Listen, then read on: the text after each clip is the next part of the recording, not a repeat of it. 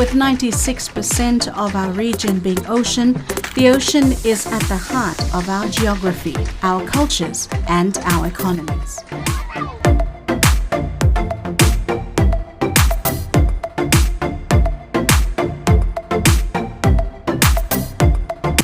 And as the Pacific Ocean Commissioner, my role is to advocate for the interests and priorities of our Pacific region.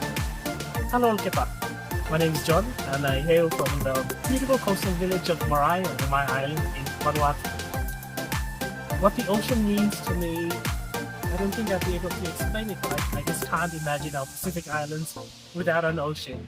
Its ability to give us life and define us. The ocean is our endowment fund, inherited from our ancestors, and which we share with future generations.